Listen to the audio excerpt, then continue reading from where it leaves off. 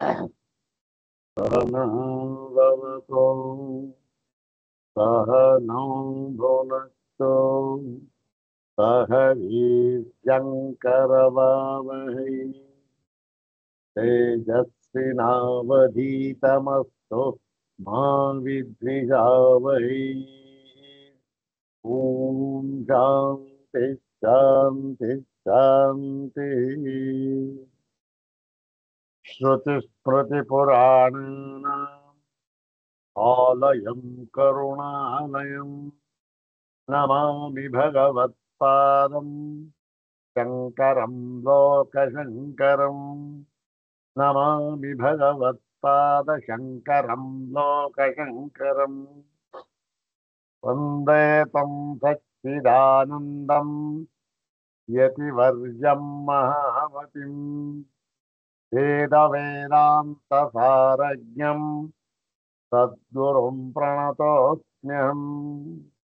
सदाशिवसमारम्भाम् शङ्कराचार्यमध्यमाम् अस्मदाचार्यपर्यन्ताम् वन्दे गुरुपरम्पराम्।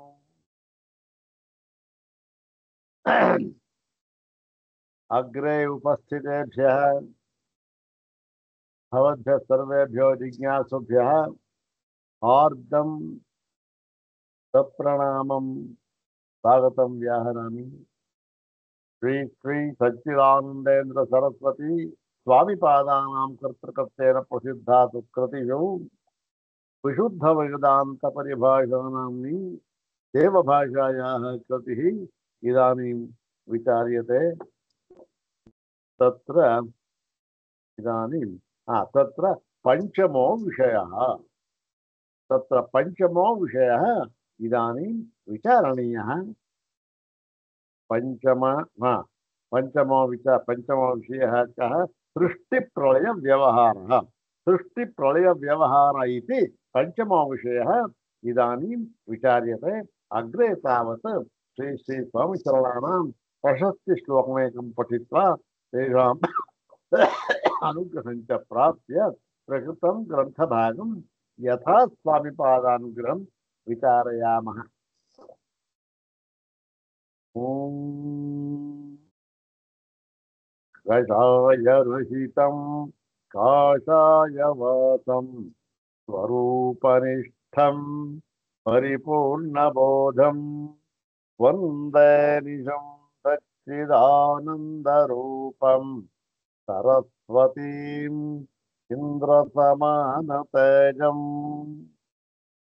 ॐ कषायरहितं काषायवासं स्वरूपनिष्ठं परिपूर्णबोधं वन्दे निशं सच्चिदानन्दरूपं सरस्वतीं इन्द्रसमानतेजम्। ॐ ब्रह्मनिष्ठाय विद्महे संयमीन्द्राय धीमहि तन्नः सच्चिदानन्दः प्रचोदयात्।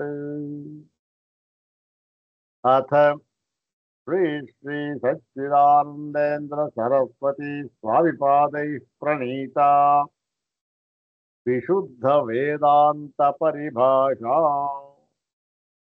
ओम अवाच्यमप्रमेयञ्च कार्यकारणवर्जितं निष्क्रियं निष्कलं शान्तम् आत्मानमनुसन्दधे पदवाक्य प्रमाणज्ञान संप्रदाय विदो गुरून् नत्वा विशुद्ध वेदांत परिभाषा प्रकाश्यते।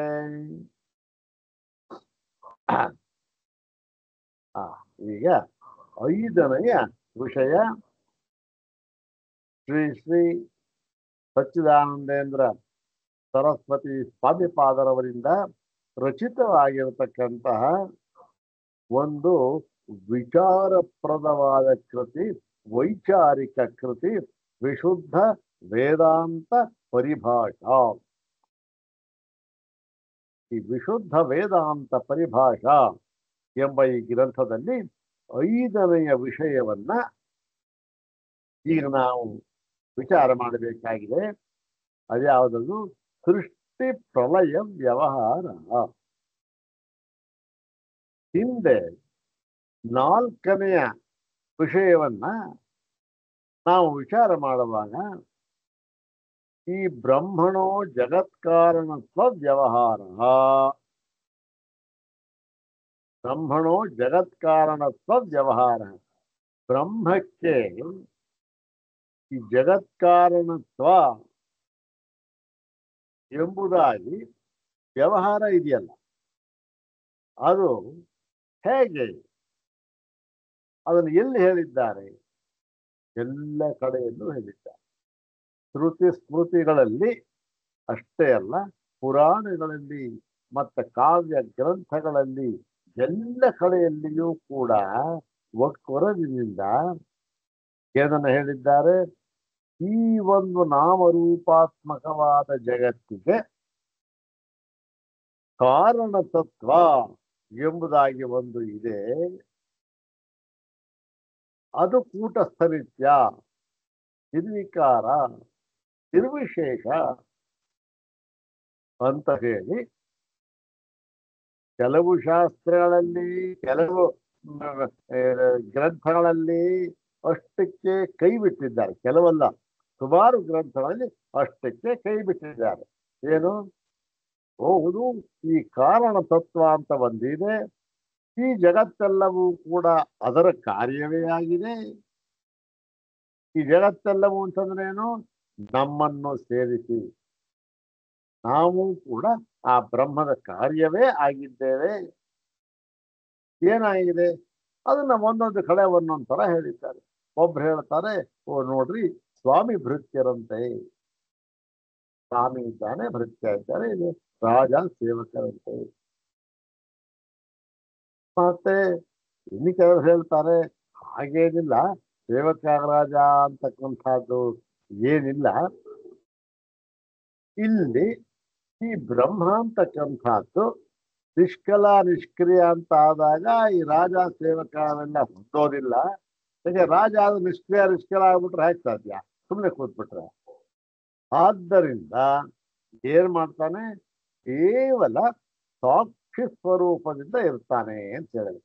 ಈ ಸಾಕ್ಷಿ ಸ್ವರೂಪದಿಂದ ಇದ್ದಾರೆ ಅಂತ ಹೇಳಿದಾಗಲೂ ಕೂಡ ಕೇವಲ ಸನ್ನಿಧಿ ಮಾತ್ರೇನ, ಅವನ ಸನ್ನಿಧಿ ಇರುತ್ತೆ. ಅದಕ್ಕೋಸ್ಕರ ಎಲ್ಲ ವ್ಯವಹಾರ ನಡೀತಾ ಇದೆ, ಈ ಕಾರ್ಯ ಜಗತ್ತು ವ್ಯಾಪಾರ ಮಾಡ್ತಾ ಇದೆ. ಹೇಗೆ? ಯಾರೋ ಒಬ್ಬ ಅಧಿಕಾರಿ ಇರ್ತಾರೆ, ಅವನೇನ್ ಮಾಡ್ತಾನೆ? ಸುಮ್ಮನೆ ಬರ್ತಾನಷ್ಟೆ. ಅವ್ರು ಬಂದು ನಿಂತ್ಕೊಂಡಾದ್ರೆ ಏನಾಗುತ್ತೆ? ಎಲ್ಲ ತಾನೇ ಸಾಲಾಗಿ ಚಟುವಟಿಕೆ ಪ್ರಾರಂಭ ಆಗಿಬಿಡುತ್ತೆ. ಹಾಗೆ ಕೆಲವರು ಹೇಳ್ತಾರೆ ಇಲ್ಲಿ ಹೇಗಾದ್ರೂ. ಆದರೆ ಈ ಇದೆಯಲ್ಲ, ಇದನ್ನ ಉಪನಿಷತ್ತುಗಳು ಯಾವ ದೃಷ್ಟಿಯಿಂದ ಹೇಳಿವೆ ಅಂದ್ರೇನು? ನಿಜವಾಗಲೂ ಕೂಡ ಕಾರ್ಯಕಾರಣ ಭಾವವನ್ನ ಒಪ್ಪಿ ಈ ಒಂದು ಜಗತ್ತೆಲ್ಲ ಕಾರ್ಯವಾಗಿದೆ, ಇದಕ್ಕೆ ಕಾರಣ ತತ್ವ ಅಂತ ಒಂದಿದೆ, ಅದು ಯಾವುದು ಅಂತ ತೀರ್ಮಾನ ಮಾಡಿ ಅದನ್ನ ಬ್ರಹ್ಮ ಅಂತ ತೀರ್ಮಾನ ಮಾಡಿದ್ದಾರೆ. ಅದನ್ನು ಬೇರೆ ಬೇರೆ ದರ್ಶನಕಾರರು ಬೇರೆ ಬೇರೆ ಹೇಳಿದ್ದಾರೆ. ಶಂಕರ ಭಗವತ್ಪಾದೇನು ಇಲ್ಲ ಉಪನಿಷತ್ತುಗಳಲ್ಲಿ ಇದನ್ನೇ ಹೇಳಿರ್ತಕ್ಕಂಥದ್ದು ಅಂತ ಅಂದ್ಬಿಟ್ಟು ಅದನ್ನ ಬ್ರಹ್ಮ ಅಂತ ತೀರ್ಮಾನ ಮಾಡಿದ್ದಾರೆ. ಹೇಗೆ ಇರಲಿ, ಒಂದು ಕಾರಣ ತತ್ವ ಒಂದಿದೆ ಎಂಬುದಾಗಿ ಎಲ್ಲರೂ ಕೂಡ ಒಪ್ಪಿದ್ದಾರೆ. ಅಂದ್ರೇನು? ಕಾರ್ಯಕಾರಣ ಭಾವವನ್ನು ಎಲ್ಲರೂ ಒಪ್ಪಿದ್ದಾರೆ. ಬ್ರಹ್ಮ ಅಥವಾ ಯಾವುದೋ ಒಂದು ಕಾರಣ ಅಂತಾಗಲಿ, ಈ ಜಗತ್ತು ಕಾರ್ಯ ಅಂತಾಗಲಿ ಅದನ್ನು ಒಪ್ಪಿದ್ದಾರೆ. ಹೌದು, ಇದೇ ರೀತಿ ನಾವು ಒಪ್ಪಿಕೊಂಡು ಮುಂದುವರಿಯಬೇಕಾ? ಇಲ್ಲ, ಇದು ಉಪನಿಷತ್ತುಗಳ ವಿವಕ್ಷಿತಾಂಶ, ವಿವಕ್ಷಿತಾರ್ಥವಾಗಿದೆಯಾ? ವಿವಕ್ಷಿತಾರ್ಥವಲ್ಲದೆ ಇದ್ರೆ ಯಾತಕ್ಕೆ ಹೇಳಿದ್ರು ಇದನ್ನ? ಇಂಥದ್ದನ್ನೆಲ್ಲ ವಿಚಾರ ಮಾಡಿದ್ದಾರೆ ಸ್ವಾಮಿಪಾದರು. ಮಾಡಿ ಏನ್ ಮಾಡಿದ್ದಾರೆ ನೋಡಿ. ಈ ಒಂದು ವಾಕ್ಯ ಇದೆಯಲ್ಲ, ಯಾವುದು? ಜನ್ಮಾದ್ಯಸ್ಯಯತಃ ಎಂಬುದಾಗಿ ಸೂತ್ರಕಾರರು ಯಾವ ಒಂದು ಕಾರಣ ಭಾವವನ್ನ ಬ್ರಹ್ಮಕ್ಕೆ ಕೊಟ್ಟಿದ್ದಾರೆಯೋ, ಕಾರಣ ಭಾವ ಅಂತಂದ್ರೆ ಕಾರಣತ್ವ ಅಂದ್ರೆ ಒಂದು ಕಾರಣತ್ವವನ್ನ ಬ್ರಹ್ಮಕ್ಕೆ ಕೊಟ್ಟಿದ್ದಾರೆಯೋ ಅದನ್ನ ನಾವು ಹೇಗೆ ಅರ್ಥ ಮಾಡಿಕೊಳ್ಳಬೇಕು. ಒಂದು ವೇಳೆ ಪಾರಮಾರ್ಥಿಕವಾಗಿ ಕಾರಣತ್ವವನ್ನು ಕೊಟ್ಟಿಲ್ಲ ಉಪನಿಷತ್ತು ಅಂತ ಆದರೆ ಮತ್ತೆ ಯಾತಕ್ಕೆ ಹೇಳಿದ್ರು? ಮತ್ತೆ ಉಪನಿಷತ್ತುಗಳಲ್ಲಿ ಹೇಳಿದೆ ಅಂತನ್ಬೇಕಾದ್ರೆ ಅದಕ್ಕೇನಾದರೂ ಪ್ರಯೋಜನ ಉಂಟು, ಇದ್ದೇ ಇರುತ್ತೆ. ಹಿಂದೆ ಹೇಳೋದಿಲ್ಲ, ವ್ಯರ್ಥವಾಗಿ ಏನನ್ನು ಹೇಳೋದಿಲ್ಲ. ಹಾಗಾಗಿ ಏನು ಪ್ರಯೋಜನ ಇದೆ? ಪಾರಮಾರ್ಥಿಕವಾಗೂ ಹೇಳಿಲ್ಲ, ಆದ್ರೆ ಹೇಳ್ಬಿಟ್ಟಿದ್ದಾರೆ. ಹೇಳ್ಬಿಟ್ರು ಅದರಿಂದ ಹೇಗೆ ಅರ್ಥ ಮಾಡ್ಕೊಳ್ಬೇಕು? ಹೇಗೆ ಅರ್ಥ ಮಾಡ್ಕೊಳ್ಬೇಕು ಅಂತಂದ್ರೆ ಅದರಿಂದ ನಮಗೆ ಏನು ಪ್ರಯೋಜನ ಇದೆ ಅಂತ ಅನ್ನೋದನ್ನು ತಿಳ್ಕೊಳ್ಬೇಕು. ಇದನ್ನೆಲ್ಲವನ್ನು ಕೂಡ ವಿಚಾರ ಮಾಡಿ ಈ ಒಂದನ್ನ ಆ ಒಂದು ಸಂದರ್ಭವನ್ನ ಹೇಗೆ ನಾವು ವ್ಯಾಖ್ಯಾನಿಸಿಕೊಳ್ಳಬೇಕು ಎನ್ನುವುದನ್ನು ವಿಸ್ತಾರವಾಗಿ ಹೇಳಿದ್ದಾಯ್ತು. ಹೀಗೆ ಹೇಳ್ತಾ ಇದ್ದಾರೆ, ಆಯ್ತುಕೊಂಡ್ರೆ ಇವಾಗ ಬ್ರಹ್ಮಕ್ಕೆ ನಾವು ಕಾರಣತ್ವವನ್ನು ಕೊಡೋಣ. ಏನು? ಬ್ರಹ್ಮವು ಈ ಜಗತ್ತಿಗೆ ಕಾರಣತ್ವ ಅಂತ ಕೊಡೋಣ. ಆದರೆ ಈ ಸೃಷ್ಟಿ ಸ್ಥಿತಿ ಪ್ರಳಯ ಅಂತ ಇದೆಯಲ್ಲ, ಸೃಷ್ಟಿ ಆಯ್ತು, ಸ್ಥಿತಿ ಆಯ್ತು, ಪ್ರಳಯ ಆಯ್ತು, ಇವೆಲ್ಲ ಇದೆಯಲ್ಲ, ಇವು ಯಾರಿಂದ ಆಗ್ತಾ ಇದೆ? ಬ್ರಹ್ಮವೇ ಸ್ವತಃ ಇದನ್ನೆಲ್ಲ ಮಾಡ್ತಾ ಇದೆಯಾ? ಬೇರೆ ಯಾವ್ದಾದ್ರು ತುಪ್ಪ ಮಾಡ್ತಾ ಇದೆ ಅಂತಾದ್ರೆ ಅದು ಪಾರಮಾರ್ಥಿಕವೋ ವ್ಯಾವಹಾರಿಕವೋ? ಕೇವಲ ವ್ಯಾವಹಾರಿಕ ಅಂತಂದ್ರೆ ಯಾತಕ್ಕೆ ಹೇಳಿದ್ರು? ಏನಾದ್ರೂ ಪ್ರಯೋಜನ ಇದೆ ಅಂತ ಅವ್ರು ಏನು ಪ್ರಯೋಜನ? ಇಷ್ಟನ್ನು ಕೂಡ ಇಲ್ಲೂ ಕೂಡ ವಿಚಾರ ಮಾಡೋದು, ಅದನ್ನೇ ಇಲ್ಲಿ ಮಾಡ್ತಾ ಇದ್ದಾರೆ. ನೋಡೋಣ. ಸೃಷ್ಟಿ ಪ್ರಳಯ ವ್ಯವಹಾರ ತದೇವಂ ಸೃಷ್ಟೇ ಪಾರಮಾರ್ಥಿಕತ್ವ ಅಭಾವಾದೇವ ಶ್ರುತಯ ಅನ್ಯಥಾ ಸೃಷ್ಟಿಂ ವರ್ಣಯಂತಿ. ಎಲ್ಲ ಹಿಂದೆ ಹೇಳಿತ್ತು. ಅವರು ಹಿಂದಿನ ಒಂದು ಭಾಗದಲ್ಲಿ, ಆ 4ನೇ ಭಾಗದಲ್ಲಿ ಏನು? ತದೇವಂ ಹೀಗಿರಲಾಗಿ, ಸೃಷ್ಟೇ ಹೀಗಿರಲಾಗಿ ಅಂದ್ರೆ ಸೃಷ್ಟೇ ಪಾರಮಾರ್ಥಿಕತ್ವ ಅಭಾವಾತ್. ಸೃಷ್ಟಿಯಾಗಿದೆಯಲ್ಲ, ಈ ಸೃಷ್ಟಿ ಪರಮಾರ್ಥವಾಗಿ ಆಗಿಲ್ಲ. ಪರಮಾರ್ಥ ದೃಷ್ಟಿಯಿಂದ ಈ ಸೃಷ್ಟಿಯನ್ನ ಉಪನಿಷತ್ತುಗಳಲ್ಲಿ ಹೇಳಿಲ್ಲ. ಆದ್ದರಿಂದಲೇ ಏನಾಗಿದೆ, ಇದೇನು ಪರಮಾರ್ಥವಾಗಿ ಏನು ಹೇಳಿಲ್ಲ, ಪಾರಮಾರ್ಥಿಕ ವಿಷಯವಲ್ಲ. ಅಂದ್ರೇನು? ಅಷ್ಟೊಂದು ಮುಖ್ಯವಾಗಿ ತಿಳಿಯಲೇಬೇಕಾದ, ಹೀಗೆ ತಿಳಿಯಲೇಬೇಕು, ಇದನ್ನೇ ತಿಳಿಯಬೇಕು ಅಂತಕ್ಕಂಥ ಯಾವ ಸಂದರ್ಭವೂ ಇಲ್ಲ. ಹಾಗಿರೋದ್ರಿಂದ ಶ್ರುತಿಯಲ್ಲಿ ಏನಿದೆ? ಅನ್ಯಥಾ ಸೃಷ್ಟಿ ವರ್ಣಯಂತಿ. ಈ ಸೃಷ್ಟಿಯನ್ನ ಬೇರೆ ಬೇರೆ ತರ ಹೇಳ್ತಾ ಇದ್ದಾರೆ. ಯಾಕೆ? ಅಷ್ಟೊಂದು ಏನು ಮುಖ್ಯವಾದ ಒಂದು ಭಾಗ ಇಲ್ಲ ಕಂಡ್ರೆ. ಅದು ಅಲ್ಲದೆ ಉಪನಿಷತ್ ಮಾತು ಹೇಳ್ತಾ ಇದ್ದಾಳೆ, ನೋಡಪ್ಪ, ನನಗೆ ಇದು ತಾತ್ಪರ್ಯದಿಂದ ನಾನು ಇದನ್ನು ಹೇಳ್ತಾ ಇಲ್ಲ. ಯಾವ್ದನ್ನ? ಈ ಸೃಷ್ಟಿ ವಿಚಾರವನ್ನ. ಮತ್ತೆ ತಾತ್ಪರ್ಯದಿಂದ ಹೇಳ್ತಾ ಇಲ್ಲ ಅಂತಂದ್ರೆ ಯಾತಕ್ಕೆ ಹೇಳಿದೆ ಅಮ್ಮ? ಯಾತಕ್ಕೆ ಹೇಳಿದೆ ನೀನು? ಮತ್ತೆ ಏನಾದ್ರೂ ಪ್ರಯೋಜನ ಇರ್ಬೇಕಲ್ಲ. ಅಂದ್ರೆ ಅದಕ್ಕೆ ಹೇಳ್ತಾ ಇದ್ದಾರೆ ನೋಡಿ. ಸೃಷ್ಟಿ ಪ್ರತಿಪಾದನಸ್ಯತೋ ಬ್ರಹ್ಮಾತ್ಮೈಕತ್ವ ಪ್ರತಿಪಾದನೋಪಾಯ ಮಾತ್ರತ್ವ. ಇದು ಮುಖ್ಯವಾದ ಭಾಗ. ಮತ್ತೆ ಸೃಷ್ಟಿಯನ್ನು ಯಾತಕ್ಕೆ ಹೇಳಿದ್ದಾರೆ ಅಂತಂದ್ರೆ ಬ್ರಹ್ಮಾತ್ಮೈಕತ್ವ ಪ್ರತಿಪಾದನ ಉಪಾಯ ಮಾತ್ರತ್ವ. ಬ್ರಹ್ಮ ಮತ್ತೆ ಆತ್ಮ ಇದೆಯಲ್ಲ, ಇವೆರಡಕ್ಕೂ ಕೂಡ ಏಕತ್ವವನ್ನು ಹೇಳುವ ಉಪಾಯ ರೂಪವಾಗಿ ಈ ಸೃಷ್ಟಿಯನ್ನು ಹೇಳಿದೆ. ಯಾಕೆ? ಬ್ರಹ್ಮ ಮತ್ತೆ ಆತ್ಮವನ್ನ ಏಕತ್ವದಿಂದ ಹೇಳುವುದಕ್ಕೆ ಸಾಧ್ಯವೇ ಇದೆ. ಯಾಕೆ? ಬ್ರಹ್ಮವನ್ನ ಇಂಥದ್ದು ಇಂಥದ್ದು ಅಂತ ಹೇಳೋದಕ್ಕೆ ಸಾಧ್ಯ ಇಲ್ಲ. ಏಕತ್ವ ಅಂತ ಆಗ್ಬೇಕಾದ್ರೆ ಎರಡು ವಸ್ತು ಇರಬೇಕು. ಎರಡು ವಸ್ತು ಇರ್ಬೇಕಾದ್ರೆ ಏಕತ್ವ ಆಗ್ಬೇಕಾದ್ರೆ ಒಂದೊಂದಕ್ಕೂ ಅವಯವ ಅಂತ ಇರಬೇಕು. ಅವಯವ ಅಂತ ಇದ್ರೆ ಒಂದಾಗತ್ತೋ ನಾಶ ಆಗುತ್ತೋ ಅದೇ ವಿಚಾರ. ಅವಯವ ಇಲ್ಲ ಬ್ರಹ್ಮಕ್ಕೆ. ನಿಷ್ಕ್ರಮ, ನಿಷ್ಕ್ರಿಯ, ಶಾಂತ ಇಂತಹ ಒಂದು ಆತ್ಮತತ್ವ ಇದೆಯಲ್ಲ, ಪರಬ್ರಹ್ಮ ತತ್ವ, ಅದಕ್ಕೂ ಮತ್ತೆ ಈ ಒಂದು ಜೀವನಿಗೂ ಕೂಡ ಏಕತ್ವವನ್ನು ಹೇಳ್ತಕ್ಕಂಥದ್ದು ಎನ್ನುವುದು ನಾವು ಈ ಒಂದು ಬೇರೆ ವಿಚಾರಗಳನ್ನು ಹೇಳೋ ಹಾಗೆ ಹೇಳಿದ್ರೆ ಅರ್ಥವಾಗೋದಿಲ್ಲ. ಅರ್ಥವೇ ಆಗೋದು, ಹೇಳೋದಕ್ಕೆ ಆಗೋದಿಲ್ಲ. ಪಟ್ಟ ಬದಲಿಗೆ ಅರ್ಥವೇ ಆಗೋದಿಲ್ಲ, ಹೇಳಿದ್ರು ಅರ್ಥ ಆಗೋದಿಲ್ಲ. ಆ ಕಾರಣದಿಂದ ಏನ್ ಮಾಡಬೇಕು, ಏನೋ ಒಂದು ಉಪಾಯ ಮಾಡಬೇಕು. ಇಂತಹ ಒಂದು ತತ್ವವನ್ನ, ಯಾವುದು ಯಥೋವಾಚವ ನಿವರ್ತಂತೆ ಅಪ್ರಾಪ್ಯ ಮನಸಹ ಅಂತ ಏನ್ ಹೇಳಿದ್ದಾರಲ್ಲ, ಅಂತಹ ತತ್ವವನ್ನು ಹೇಳುವುದಕ್ಕೆ ಒಂದು ಉಪಾಯ ಬೇಕು. ಯಾಕೆ? ಇಂದ್ರಿಯಗಳ ಮೂಲಕವಾಗಿಯೇ ನಾವು ಹೇಳಬೇಕಾಗಿದೆ. ಇಂದ್ರಿಯ ಮೂಲಕವಾಗಿಯೇ ನಾವು ಕೂಡ ಅರ್ಥ ಮಾಡಿಕೊಳ್ಬೇಕು. ಆದರೆ ಇದು ಇಂದ್ರಿಯಕ್ಕೆ ಗೋಚರವಲ್ಲ. ಇಂತಹ ಇಂದ್ರಿಯ ಗೋಚರಕ್ಕೆ ಅಲ್ಲದನ್ನ ಇಂದ್ರಿಯ ಮೂಲಕವಾಗಿ ತಿಳಿಪಡಿಸಬೇಕು ಅಂದ್ರೆ ಅದಕ್ಕೇನೋ ಒಂದು ಉಪಾಯ ಬೇಕು. ಆ ಉಪಾಯವೇ ಏನಾಗಿದೆ, ಈ ಸೃಷ್ಟಿ. ಈ ಸೃಷ್ಟಿಯನ್ನ ಆ ಒಂದು ಉಪಾಯದಿಂದ, ಆ ಬ್ರಹ್ಮಾತ್ಮೈಕತ್ವ ಪ್ರಯೋಜನ ಅಂತ ಇದೆಯಲ್ಲ, ಅದಕ್ಕೋಸ್ಕರ, ಅದನ್ನ ಪಡೆಯುವುದಕ್ಕೋಸ್ಕರ ಇದನ್ನು ಉಪಾಯವಾಗಿ ಹೇಳಿದ್ದಾರೆ. ನ ತತ್ರ ಏಕವಾಕ್ಯತಾ ಪ್ರದರ್ಶನೆ ತಸ್ಮಾತ್ ತಾಸಾಂ ಆದರಃ ಇತಿ ಸ್ಥಿತಂ.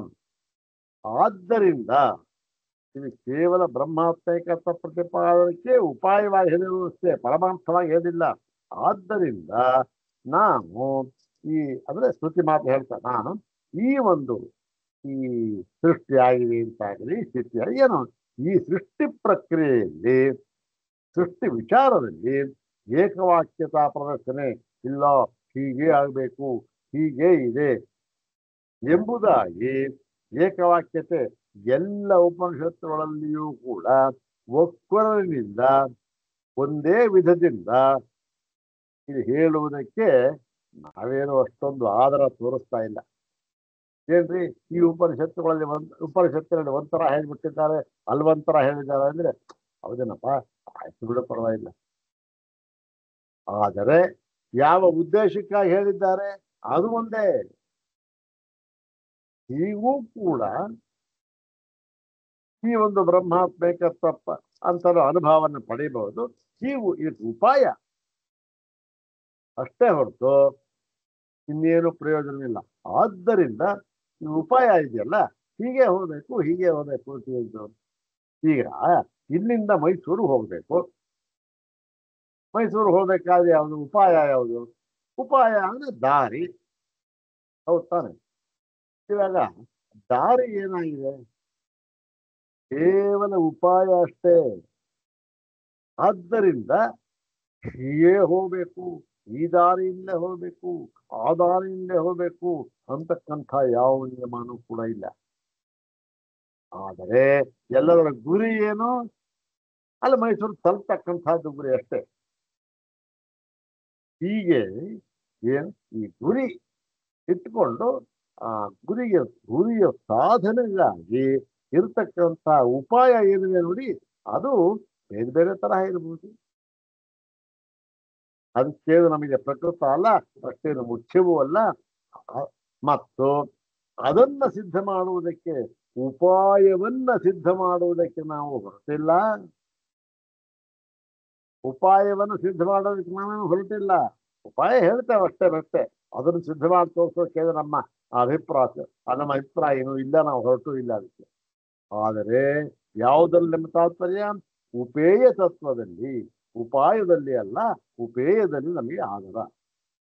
ಹಾಗಾಗಿ ಉಪಾಯ ಏನಾಗಿದೆ, ಅದನ್ನ ಅನ್ಯಥಾ ಶ್ರುತಿಗಳಲ್ಲಿ ಹೇಳಲ್ಪಟ್ಟಿವೆ ಅಂತ ಹೇಳಿದ್ದಾರೆ. ಆದರೆ ಯಾವುದಕ್ಕೆ ಉಪಾಯ ಅನ್ಯಥಾ ಹೇಳಲ್ಪಟ್ಟಿದೆ. ಆದರೆ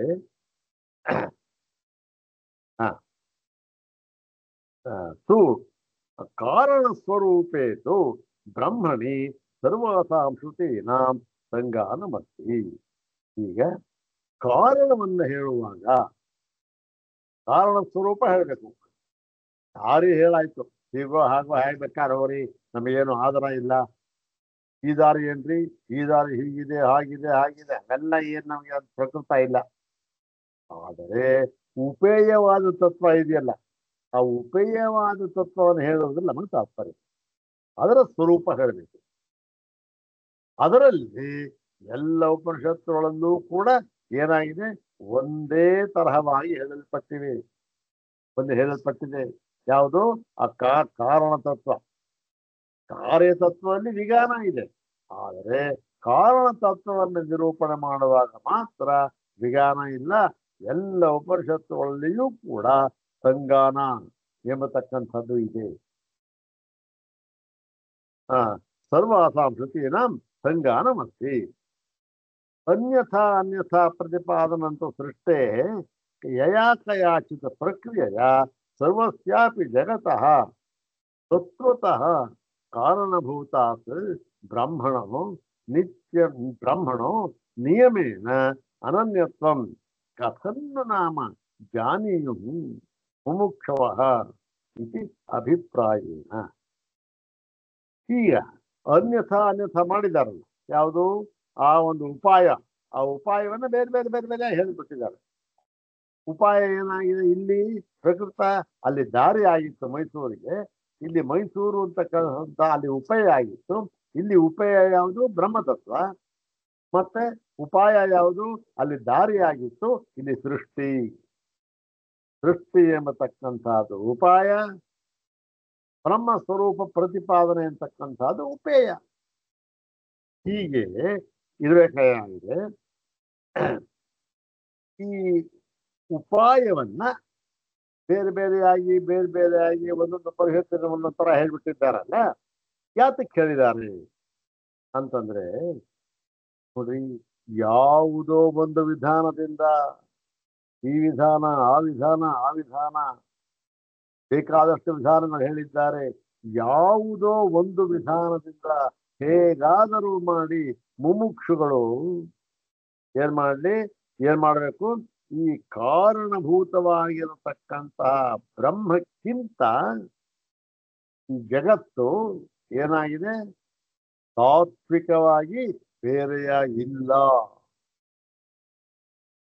ಇದು ಕಾರಣಭೂತವಾದ ಈ ಒಂದು ಬ್ರಹ್ಮಕ್ಕಿಂತ ಈ ಜಗತ್ತು ತಾತ್ವಿಕವಾಗಿ, ಪರಮಾರ್ಥವಾಗಿ, ವಸ್ತುಭೂತವಾಗಿ, ಸ್ವತಂತ್ರವಾಗಿ ಇಲ್ಲ, ಬೇರೆಯಾಗಿಲ್ಲ ಅಂತಕ್ಕಂಥದ್ದನ್ನ ಇದನ್ನ ಹೇಗಾದರೂ ಮಾಡಿ ಮುಮುಕ್ಷುಗಳು ತಿಳಿದುಕೊಳ್ಳಲಿ ಎನ್ನುವ ಉದ್ದೇಶದಿಂದ ಒಂದು 10 ಉಪಾಯಗಳನ್ನು ಹೇಳಿದ್ದಾರೆ. ಯಾವ ಉಪಾಯದಿಂದ ನಿಮಗೆ ಉಪೇಯ ಸಿದ್ಧಿಯಾಗುತ್ತೋ ಅದನ್ನು ನೀವು ಆರಿಸ್ಕೊಳ್ಬಹುದು ಅಂತ ಹೇಳಿದ್ದಾರೆ. ಅಂಥೇಳಿ ಇದಕ್ಕೆ ಪ್ರಮಾಣ ಏನು ಅಂತಂದ್ರೆ, ಯಥಾಹು ವಾರ್ತಿಕಕಾರ. ಮತ್ತೆ ನೋಡಿ, ಪ್ರಸಿದ್ಧವಾದ ಒಂದು ವಾರ್ತಿಕ ಇದೆ. ಎಲ್ಲರೂ ಇವತ್ತಿನ ದಿವಸ ಪ್ರತಿಯೊಬ್ಬರು ಹೇಳ್ತಾರೆ. ಯಾರು ಹೇಳ್ತಾರೆ? ಯಾರು ಸಾಮಾನ್ಯದವರು ಯಾರು ಹೇಳೋದಿಲ್ಲ. ಮಹಾ ಪಂಡಿತರು ವಾದ ಮಾಡುವಾಗ ನೋಡ್ರಿ, ವಾದ ಮಾಡೋದು ಅಂದ್ರೆ ಇನ್ನೇನಿಲ್ಲ, ಇರ್ತಕ್ಕಂಥದ್ದು ಎರಡೇ, ಎಲ್ಲಿ ಹೋದ್ರು ಅದೇನೆ. ಯಾವುದು? ನೋಡ್ರಿ, ಹೊಳೆ ನರಸೀಪುರ ಸ್ವಾಮಿಗಳು ಏನೋ ಹೇಳ್ಬಿಟ್ಟಿದ್ದಾರೆ, ಅದು ಸರಿಯಲ್ಲ ಒಂದು ಪಂಗಡ, ಇನ್ನೊಂದು ಪಂಗಡ ಸರಿ ಅಂತ ಇನ್ನೊಂದು ಪಂಗಡ.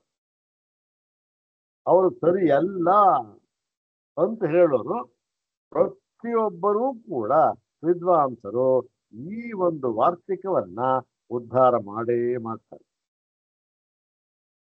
ಇದು ನಾನು ಎಲ್ಲೂ ನೋಡಿದ್ದೆ ಇದೆ ಅಂತಲ್ಲ, ನನ್ನ ಸ್ವಂತ ಅನುಭವ. ಯಾಕೆ? ನಾವೇ ಲೇಖನ ಒಂದು ಆಹ್ವಾನ ಮಾಡಿದ್ದೆ ನೋಡಿ, ಈ ಒಂದು ಅವಿದ್ಯೆಯನ್ನ ಕುರಿತು ಲೇಖನ. ಅದರಲ್ಲಿ ಸುಮಾರು ಒಂದು 5-6 ಜನ ಹೀಗೆ ಯಜೇಶ್ವರ ವ್ಯತಿರೇಕವೇ, ಅದಕ್ಕೆ ವಿರೋಧವಾಗಿ ಹೊಳೆನರಸೀಪುರ ಸ್ವಾಮಿ ಏನ್ ಹೇಳಿದ್ದಾರಪ್ಪ, ಅದಕ್ಕೆ ವಿರೋಧವಾಗಿ ಇಲ್ಲ ಇಲ್ಲ, ಅದಷ್ಟು ಸಮರ್ಪಕವಾಗಿಲ್ಲ, ಅದು ಕೇವಲ ಅವರ ಅಭಿಪ್ರಾಯ ಅಷ್ಟೇನೆ, ಅವರ ಅಭಿಪ್ರಾಯ ಅಷ್ಟೇನೆ. ಅವರ ವಿಚಾರಧಾರೆ ಚೆನ್ನಾಗಿದೆ, ಅವರ ಭಾಷೆ ಚೆನ್ನಾಗಿದೆ, ಪ್ರತಿಯೊಂದು ಚೆನ್ನಾಗಿದೆ, ಶ್ಲಾಘನೀಯವೇ ಹೌದು. ಆದರೆ ಈ ತತ್ವ ಇದು ಅವರ ಒಂದು ಸ್ವತಂತ್ರವಾದ ವೈಯಕ್ತಿಕವಾದ ಅವರ ಹೇಳಿಕೆ ಅಭಿಪ್ರಾಯ ಅಂತ ಹೇಳ್ಬಿಡ್ತಾರೆ. ಆವಾಗ ಇದನ್ನು ಉದ್ಧಾರ ಮಾಡ್ತಾರೆ. ಏನು ನೋಡಿ, ಯಯಾ ಯಯಾ ಭವೇತ್ ಪುಂಸಾಂ ವ್ಯುತ್ಪತ್ತಿ ಪ್ರತ್ಯಗಾತ್ಮನಿ ತಾಸೈವ ಪ್ರಕ್ರಿಯೆ ಸ್ಯಾತ್ ಸಾಧ್ವಿ ಸಾ ಜ್ಞಾನವಸ್ಥಿತ ಅಂತಕ್ಕಂಥದ್ದು. ಇದನ್ನ ಯಾರು ಹೇಳ್ತಿರ್ತಕ್ಕಂಥದ್ದು? ಯಾರೋ ಸಾಮಾನ್ಯರಲ್ಲ ನೋಡಿ ಸ್ವಾಮಿ, ಅವ್ರು ಹೇಳ್ತಾರೆ. ಸಾಮಾನ್ಯರನ್ನ ಹೇಳಿರ್ತಕ್ಕಂಥದ್ದು ಇದನ್ನ ಯಾರು ಹೇಳಿರ್ತಕ್ಕಂಥದ್ದು? ಶಂಕರ ಭಗವತ್ಪಾದರ ಪಾದ ಸೇವೆಯನ್ನ ಮಾಡಿ ಅವರ ಒಂದು ಶಿಷ್ಯತ್ವದಿಂದ ಯಾವ ಜ್ಞಾನವನ್ನು ಪಡ್ಕೊಂಡ್ರೋ ಅವರು ಹೇಳಿದಂತ ಮಾತಿದು. ಯಾರವರು? ಸುರೇಶ್ವರರು ಏನ್ ಹೇಳಿದ್ದಾರೆ ನೋಡಿ, ಯಯಾಕಯ ಭವೇತ್ ಪುಂಸಾಂ ವ್ಯುತ್ಪತ್ತಿ. ಒಂದು ತತ್ವ ಇದೆ, ಯಾವುದೋ ಒಂದು ಪದಾರ್ಥ ಇದೆ ಇಟ್ಕೊಳ್ಳಿ, ಅದ್ರ ಜ್ಞಾನ ನಮಗಾಗ್ಬೇಕು. ಆಗ್ಬೇಕಾದ್ರೆ ಏನಾಗುತ್ತೆ? ಯಯಾಕಯ ಹೀಗೆ ಹೇಳ್ತಾರೆ, ಹಾಗೆ ಹೇಳ್ತಾರೆ, ಹಾಗೆ ಹೇಳ್ತಾರೆ. ಉದಾಹರಣೆಗೆ ನಮ್ಮ ಸ್ವಂತ ಅನುಭವದಲ್ಲ, ಗಣಿತ ಅಂತ ಇದೆ, ಅರ್ಥಮೆಟಿಕ್ ಅಂತ ಹೇಳ್ತಾರಲ್ಲ, ಇದನ್ನ ಈ ಒಂದು ಹೈಸ್ಕೂಲ್ ಲೆವೆಲ್ನಲ್ಲಿ ಸಾಲ್ವ್ ಮಾಡ್ಬೇಕಾದ್ರೆ ಒಬ್ರು ಪ್ರೊಫೆಸರ್ ಇದ್ರು. ಅವರು ನಮ್ಗೆ ಗೊತ್ತಿರ್ತಕ್ಕಂಥವ್ರೆ ಭಾಷಣ. ಅವ್ರ ಹತ್ರ ಟ್ಯೂಷನ್ ಬರ್ತಾ ಇದ್ದವ್ರು ಎಲ್ಲರಿಗೂ ಕೂಡ ಅವರು ಸಾಲ್ವ್ ಮಾಡುವಾಗ ಒಂದು 3 ವಿಧಾನವನ್ನು ಹೇಳ್ತಾ ಇದ್ರು. ಒಂದು ವಿಧಾನ ಅಲ್ಲ, ಸ್ಕೂಲ್ನಲ್ಲಿ ಒಂದು ವಿಧಾನ ಹೇಳ್ಕೊಡ್ತಾ ಇದ್ರು, ಸರಿ. ಇವರು 3 ಅಥವಾ 4 ವಿಧಾನದಿಂದ ಹೇಳಿ ಹೀಗೆ ಇದನ್ನು ಸಿದ್ಧ ಈ ಪ್ರಾಬ್ಲಮ್ನ ಅಂತ ಹೇಳ್ತಾ ಇದ್ರು. ಯಾಕೆ ಅಂತ ನಾನು ನೋಡಿ, ಯಾವುದಾದ್ರೂ ಒಂದು ವಿಧ ಅವನ ತಲೆ ಹೋಗಿ ಫಲಿತಾಂಶ ಏನಾಗುತ್ತೆ ಒಂದೇ ಅಂತ. ಈ ಒಂದು ಲೌಕಿಕ ವ್ಯವಹಾರದಲ್ಲೂ ಕೂಡ ಇದಿದೆ. ಹಾಗೆ ಯಾವುದೋ ಒಂದು ಉಪಾಯದಿಂದ ಆ ಒಂದು ಪ್ರತ್ಯೇಗಾತ್ಮನ ಒಂದು ಜ್ಞಾನ ಆಗ್ಬೋದು. ಯಾವ ಪ್ರಕ್ರಿಯೆಯಿಂದ ಆಗುತ್ತೋ ಆ ಪ್ರಕ್ರಿಯೆಯನ್ನ ನಾವು ಸಾಧು ಎಂಬುದಾಗಿ ಪರಿಗಣಿಸಿ ಸ್ವೀಕಾರ ಮಾಡಬಹುದು. ನಮ್ಮ ತತ್ವವನ್ನ ತಿಳಿಸಿಕೊಡ್ಬೇಕಾದ್ರೆ 4-5 ಜನ ಹೇಳ್ತಾರೆ ಹೀಗೆ ಹಾಗೆ ಹಾಗೆ ಹೀಗೆ ಅಂತ. ನೀವು ಇಷ್ಟವಾದದ್ದು ಯಾವ್ದು ನಿಮಗೆ ಅರ್ಥವಾಗುತ್ತೋ ಅದನ್ನ ನೀವು ಆರಿಸ್ಕೋಬಹುದು, ಕೃತಾರ್ಥರಾಗಬಹುದು ಅಂತ ಹೇಳ್ಬಿಟ್ಟಿದ್ದಾರೆ. ಅಂತ ಹೇಳಿ ಇದು ಬಹಳ ದೊಡ್ಡ ವಿಚಾರ. ಯಾಕೆ ಕೇಳಿ, ಸುಮ್ಮನೆ ಸಂದರ್ಭ ಮಾತ್ರ ಹೇಳ್ಬಿಡ್ತಾನೆ ಅಷ್ಟೇ. ನೋಡಿ, ಈ ಒಂದು ಅವಿದ್ಯೆ ಅಂತ ಏನಿದೆ, ಆ ಅವಿದ್ಯೆ ಅಂತಕ್ಕಂಥದ್ದು ಎರಡು ವಿಭಾಗದಿಂದ ಕೂಡಿರ್ತಕ್ಕಂಥದ್ದು. ಒಂದು ಕಾರಣ, ಒಂದು ಕಾರ್ಯ. ಒಂದು ಕಾರಣಾವಿದ್ಯ, ಒಂದು ಕಾರ್ಯಾವಿದ್ಯ. ಕಾರಣಾವಿದ್ಯ ಅಂತಕ್ಕಂಥದ್ದನ್ನ ಮೂಲಾವಿದ್ಯ ಅಂತಕ್ಕಂಥದ್ದು, ಕಾರ್ಯಾವಿದ್ಯ ಅಂತಕ್ಕಂಥದ್ದನ್ನ ಸ್ಥೂಲಾವಿದ್ಯ ಅಂತಕ್ಕಂಥ ಹೇಳ್ತಾರೆ. ಈ ಮೂಲ ಸ್ಥೂಲ ಅಂತಕ್ಕಂಥ ವ್ಯವಹಾರ ಇದೆಯಲ್ಲ, ಇದು ಎಲ್ಲ ಕಡೆಯಲ್ಲಿಯೂ ಕೂಡ ಉಪನಿಷತ್ತುಗಳಲ್ಲಿ ಹೇಳಲ್ಪಟ್ಟಿದೆ.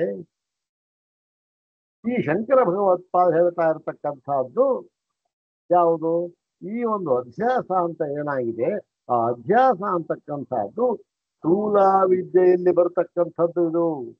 ಇದು ಎಲ್ಲಿ ಬರ್ತಕ್ಕಂಥದ್ದಲ್ಲ, ಮೂಲಾವಿದ್ಯೆಯಲ್ಲಿ ಬರ್ತಕ್ಕಂಥದ್ದಲ್ಲ.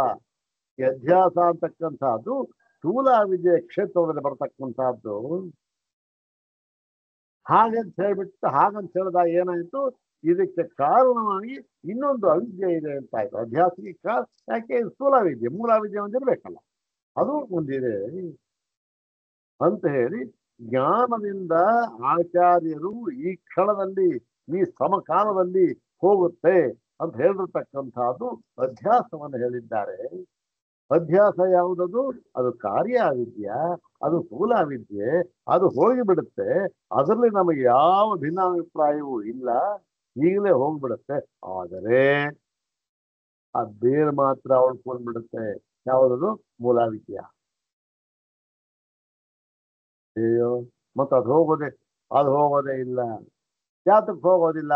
ಯಾವಾಗ ಹೋಗುತ್ತೆ? ಹೋಗೋದೇ ಇಲ್ವಾ? ಹೋಗುತ್ತೆ. ಮುಕ್ತನಾಗ್ತಾನೆ ಅವನು. ಏ ಯಾವಾಗ ಮುಕ್ತರಾಗ್ತಾನೆ?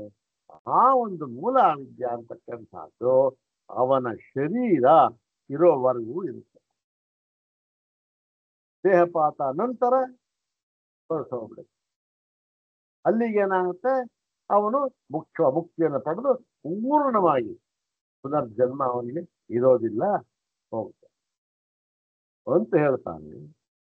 ಮತ್ತೆ ಹೀಗೆ ಈ ಈ ಒಂದು ಪ್ರಕ್ರಿಯೆಯನ್ನು ಹೇಳುವಾಗಲೇ ಶಂಕರ ಭಗವತ್ಪಾದರ ಶಿಷ್ಯರು ಅಂತ ಹೇಳ್ಕೊಂಡವರು ಸ್ವಲ್ಪ ಬೇರೆ ಬೇರೆ ತರ ಹೇಳ್ಬಿಟ್ಟಿದ್ದಾರೆ.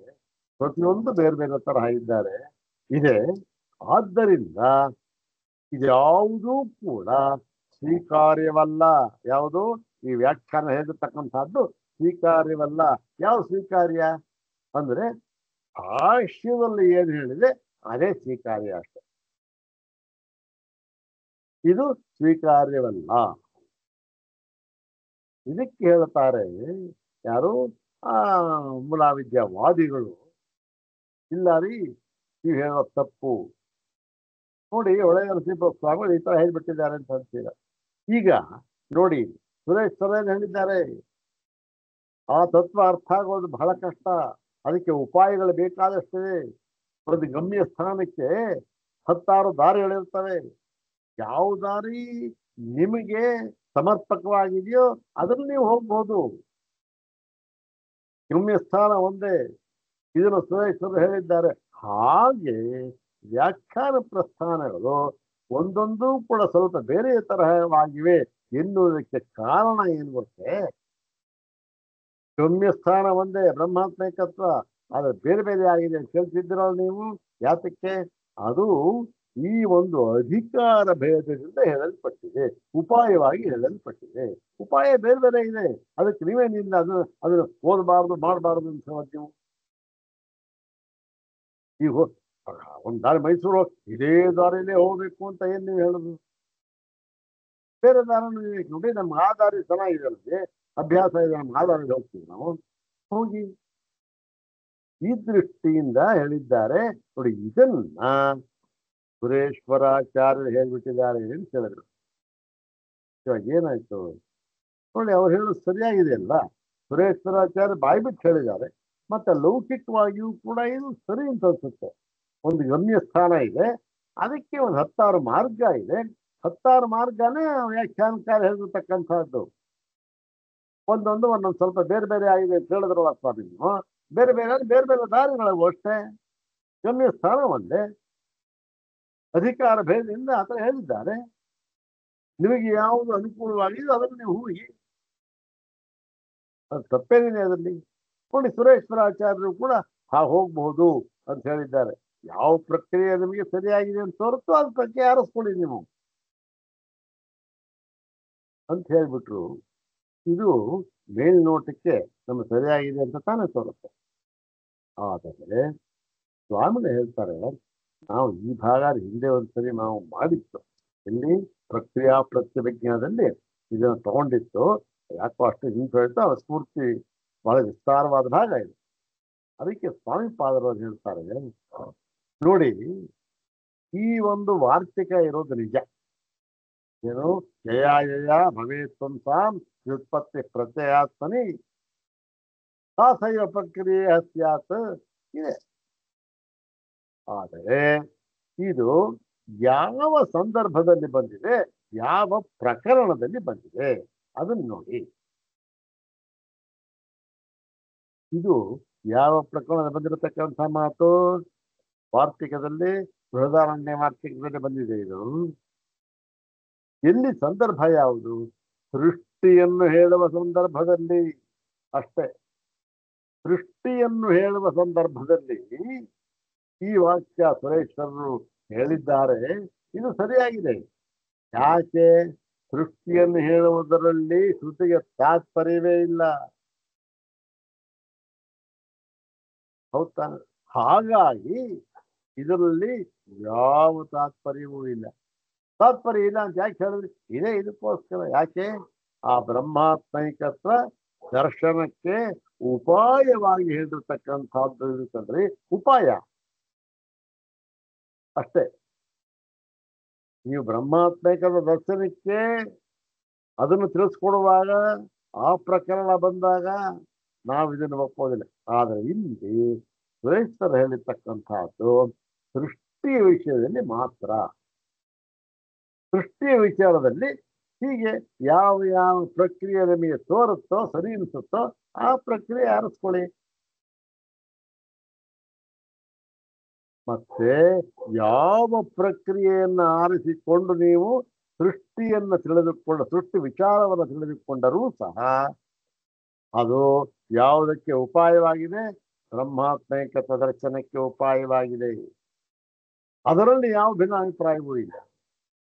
ಅದರಲ್ಲಿ ಬ್ರಹ್ಮಾತ್ಮೈಕ ಪ್ರದರ್ಶನಕ್ಕೆ ಇರತಕ್ಕಂಥದ್ದು ಒಂದೇ ಉಪಾಯ. ಅದ್ಯಾವುದದು? ಅದೇ ಜ್ಞಾನ, ಆತ್ಮೈಕತ್ವ ಜ್ಞಾನ. ಅದನ್ನ ಹೇಳುವುದಕ್ಕಾಗಿಯೇ ಸರ್ವೇ ವೇದಾಂತ ಆರಭ್ಯಂತೆ ಆತ್ಮೈಕತ್ವ ಪ್ರತಿಪಾದನಾರ್ಥಂ. ಹೌದಾನೆ? ಹಾಗಿರುವಾಗ ನೀವು ಸುರೇಶ್ವರರ ವಾಕ್ಯ ತಗೊಂಡ್ಬಿಟ್ಟು ನೋಡ್ರಿ ಹೀಗೆ ಹೇಳಿದಾರೆ, ಅಯ್ಯೋ ಎಲ್ಲೋ ಹೇಳುದಪ್ಪ, ಸಂದರ್ಭ ಬೇರೆ ಅದು ಹೇಳಿದ್ರು, ಅಲ್ಲಿ ಒಪ್ಪುತ್ತೆ ಅದು ಸರಿ. ಆದರೆ ನೀವು ಅದನ್ನ ಇಲ್ಲಿಗೂ ಅನ್ವಯಿಸ್ಬಿಟ್ಟು ನಮ್ಮ ಸ್ವರೂಪ ನಿರ್ಧಾರಣೆಯಲ್ಲೂ ಇದನ್ನೇ ಒಪ್ಪಿಸಿದಾರಿ ಅಂತ ತಿಳ್ಕೊಳ್ಬೇಕಾದ್ರೆ ಯಾವ ಹೇಗೆ ಬೇಕಾದ್ರೂ ತಿಳ್ಕೊಬಹುದು. ಅವ್ರು ಹೇಳಿದ್ದು ಸರಿ, ಇವ್ರು ಹೇಳಿದ್ದು ಸರಿ ಅಂದ್ಬಿಟ್ರೆ ಹಳ್ಳಿಗೆ ಬಿದ್ದೋಗ್ಬಿಡ್ತೀರ ಅಷ್ಟೇ. ಇದಕ್ಕಿರ್ತಕ್ಕಂಥದ್ದು ಒಂದೇ ಮಾರ್ಗ ಇಲ್ಲಿ. ಆದರೆ ಸೃಷ್ಟಿ ಪ್ರಕರಣದಲ್ಲಿ ಅಲ್ಲಿ ಬೇರೆ, ಅದನ್ನ ಪರಮಾರ್ಥ ಅಲ್ಲವೇ ಅಲ್ಲ. ಅದು ಕೇವಲ ಮಾಯಾವಿ ಸೃಷ್ಟಿ ಮಾಡ್ದ ಹಾಗೆ. ಮಾಯಾವಿ ಸೃಷ್ಟಿ ಮಾಡ್ದ, ಏನ್ ಮಾಡ್ದ? ಮೊದಲೇನ್ ಮಾಡ್ಬಿಟ್ಟ? ಒಂದು ನಾಯಿ ಮರಿ ಸೃಷ್ಟಿ ಮಾಡ್ಬಿಟ್ಟ. ಆಮೇಲೆ ಏನ್ ಮಾಡ್ದ? ಒಂದು ದೊಡ್ಡ ನಾಯಿ ಸೃಷ್ಟಿ ಮಾಡ್ದ. ಹೇಳ್ರಿ, ಮಾಯಾವಿ ಅವನು ಏನ್ ಮಾಡ್ದ? ಅವನು ಸರಿ ಇಲ್ಲ. ಅವನು ಮೊಟ್ಟ ಮೊದಲಿಗೆ ನಾಯಿ ಮುರಿ ಸೃಷ್ಟಿ ಮಾಡ್ಬಿಟ್ಟು ಆಮೇಲಿಂದ ಅದ್ರ ತಾಯಿ ಸೃಷ್ಟಿ ಮಾಡ್ಬಿಟ್ನಲ್ಲ. ಇದಾರು ಉಂಟಾಯ್ತು. ತಾಯಿ ಸೃಷ್ಟಿ ಮಾಡಬೇಕಾಯ್ತು, ಆಮೇಲಿಂದ ನಾಯಿ ಮರಿ ಮಾಡ್ಬೇಕಾಯ್ತು ಅಂದ್ರೆ ಅವನು ನಗ್ತಾನೆ. ಅಯ್ಯೋ, ನಾಯಿ ಮರಿಯೂ ಇಲ್ಲ, ನಾಯಿಯೂ ಇಲ್ಲ ಪರಮಾರ್ಥವಾಗಿ. ಅದಕ್ಕೆ ಯಾವುದನ್ನು ಮೊದಲು ಸೃಷ್ಟಿ ಮಾಡಿದ್ರೆ ಏನ್ರಿ? ನಿಮಗೆ ಏನಾಗಬೇಕು? ಎರಡು ನಾಯಿ ಸೃಷ್ಟಿ ಆಗ್ಬೇಕು, ಅದು ತಾತ್ಪರ್ಯ ಅಷ್ಟೇ. ಅದ್ ಮಾಡಿದೇನು ನೋಡಿ. ಯಾವ್ದು ಏನ್ ಬೇಕಾದ್ರೆ ಮೊದಲು ಯಾಕೆ? ತಾತ್ಪರ್ಯವೇ ಇಲ್ಲ. ಬರೀ ಸುಳ್ಳು. ನಾಯಿಯೂ ಇಲ್ಲ, ಮರಿಯೂ ಇಲ್ಲ, ಯಾವುದೂ ಇಲ್ಲ. ಹೀಗೆ ಸೃಷ್ಟಿಯೇ ಇಲ್ಲ, ಸೃಷ್ಟಿ ಆಗಿಲ್ಲ. ಗೌಡಪಾದರ ಕಾರಿಕೆ ಬಹಳ ಅತಿ ಮೇಲ್ಮಟ್ಟದ ಕಾರಿಕೆ ಅದು. ಗೌಡಪಾದಾಚಾರ್ಯ ಹೇಳಿದ್ದಾರೆ. ಹೌದಾನೆ? ಯಾವ ಸೃಷ್ಟಿ ಇಲ್ಲ, ಏನಿಲ್ಲ, ಯಾವುದೂ ಇಲ್ಲ. ಹಾಗನ್ಬಿಟ್ಟು ಶೂನ್ಯನ? ಅಯ್ಯೋ, ಶೂನ್ಯವೂ ಅಲ್ಲ. ಅದೇ ಹೇಳ್ತೀರಿ ನೋಡಿ, ಇದು ಯಾವುದೂ ಆಗಿಲ್ಲ, ಇದು ಯಾವುದೂ ಇಲ್ಲ ಎಂಬುದನ್ನ ಯಾವ ಒಂದು ವಿಜ್ಞಾನದಿಂದ ನೀವು ಹೇಳ್ತಾ ಇದ್ದೀರೋ ಅದಿದ್ದೇ ಇದೆ. ಬೌದ್ಧ ಶೂನ್ಯಕ್ಕೂ ವೇದಾಂತವಾದಕ್ಕೂ ಇದು ಮುಖ್ಯವಾದ ವ್ಯತ್ಯಾಸ. ಅವ್ರು ಅಲ್ಲಿಗೆ ಬಿಟ್ರು, ಕೈ ಬಿಟ್ರು. ಹೌದು, ಯಾವುದೂ ಇಲ್ಲ ಇಲ್ಲಿ ಹೇಳಿರ್ತಕ್ಕಂಥದ್ದೇ ಅವರು ಹೇಳಿದ್ರು. ಬೌದ್ಧರು ಏನು ವ್ಯತ್ಯಾಸ ಇಲ್ಲ. ಆದರೆ ಅಷ್ಟಕ್ಕೆ ನಿಂತರು. ಮತ್ತೆ ಗೌಡಪಾದರ ಹೇಳಿದ್ರು, ನೋಡಿ ಉಪನಿಷತ್ತುಗಳಲ್ಲಿ ಇಷ್ಟೇ ಅಲ್ಲ, ಇನ್ನೊಂದು ವಾಕ್ಯ ಹೇಳ್ಬಿಟ್ಟಿದ್ದಾರೆ ಅಂತ ಹೇಳಿ. ಇದನ್ನೆಲ್ಲ ಯಾವ ಒಂದು ವಿಜ್ಞಾನದಿಂದ ಅರ್ಥಕೊಂಡಿಯೋ, ಇದು ಯಾವುದು ಇಲ್ಲ ಎಂಬುದಾಗಿ ಯಾವ ವಿಜ್ಞಾನದಿಂದ ಅರ್ಥಕೊಂಡೆಯೋ ಆ ವಿಜ್ಞಾನ ಅಂತೂ ಇದ್ದೇ ಇರ್ಬೇಕು. ಇಲ್ಲದೆ ಇದ್ರೆ ಇದ್ಯಾವುದು ಇಲ್ಲ ಅಂತ ಅರಿಯುವುದಕ್ಕೆ ಸಾಧ್ಯವಾಗ್ತಾನೆ ಇರಲಿಲ್ಲ. ಒಂದು ವೇಳೆ ಅದರ ಜೊತೆ ಇದು ಹೊರಟಾಗಿದ್ರೆ ಅರಿವೇ ಆಗ್ತಾನೆ ಇರಲಿಲ್ಲ. ಆದ್ದರಿಂದ ಇದ್ದೇ ಇರ್ಬೇಕು ಕುಟಸ್ಥವಾಗಿ.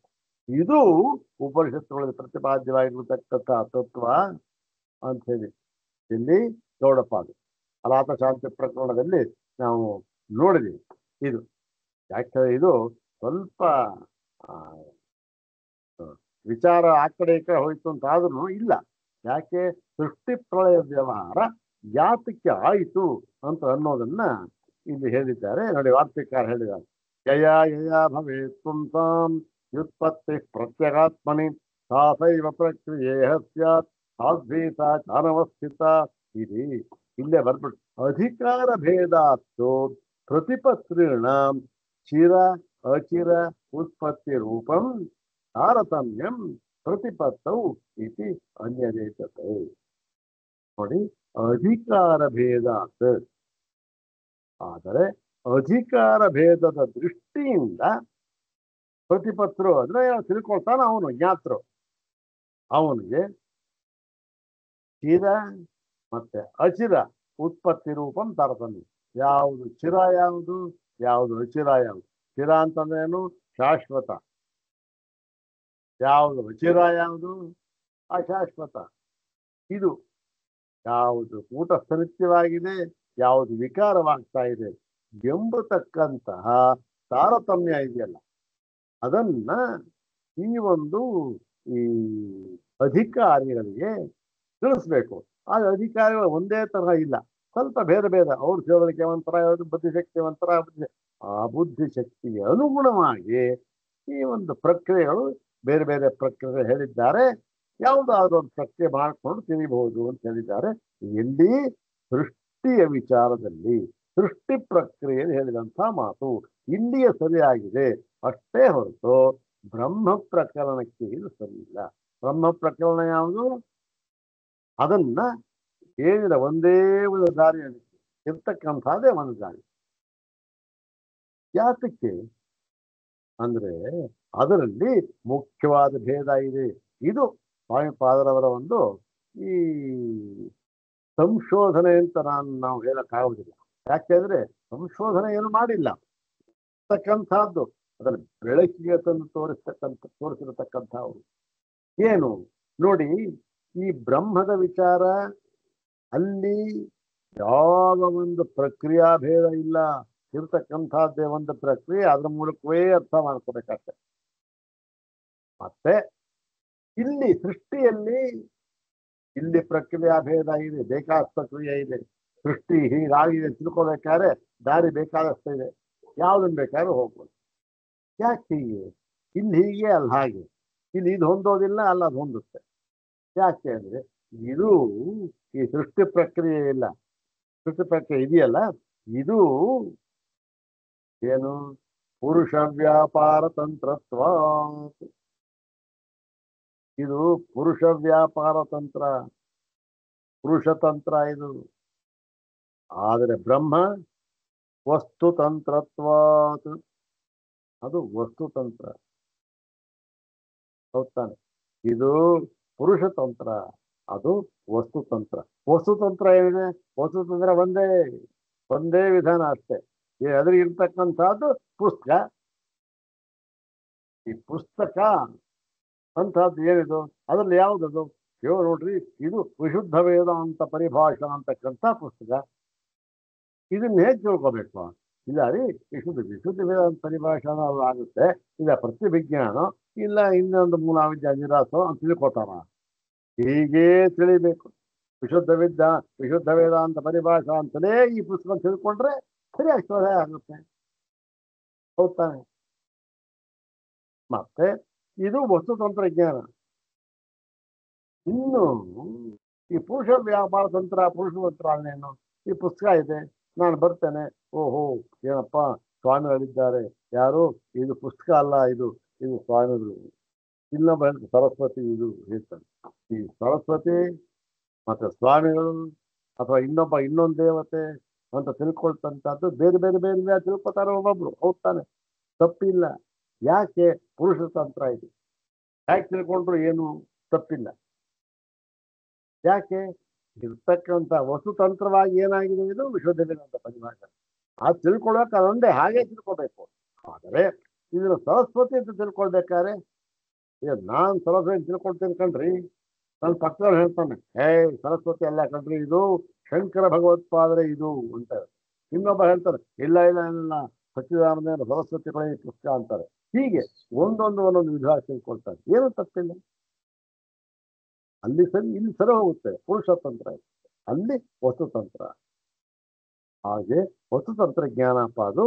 ಅಲ್ಲಿ ಈ ಏಯಾಯ ಇದೆಯಲ್ಲ, ಇದು ಯಾವುದು ಏಯಾಯ ಹೂವೈತ್ವಂಸಾಂ ವ್ಯುತ್ಪತ್ತಿ ಪ್ರತ್ಯಯಾತಿ, ಇದು ಅಲ್ಲಿ ಹೊಂದೋದಿಲ್ಲ. ಸುರೇಶ್ ಸರ್ ಹೇಳಿದ್ದು ಇಲ್ಲಿ ಸೃಷ್ಟಿ ಪ್ರಕ್ರಿಯೆಯಲ್ಲಿ ಅಂತ ಹೇಳಿ ಅದು ಸಿದ್ಧ ಮಾಡ್ತಾರೆ. ಇದು ಭಾಷೆ ಇನ್ನು ಮುಂದೆ ಇದೆ, ಆ ಭಾಷ್ಯವನ್ನೇ ಉದ್ಧಾರ ಮಾಡ್ತಾರೆ. ಅದರ ಮುಂದಿನ ಭಾಗದಲ್ಲಿ ನೋಡೋಣ. ಓಂ ಶಾಂತಿ ಶಾಂತಿ ಶಾಂತಿ. ಓಂ ತತ್ಸತ್.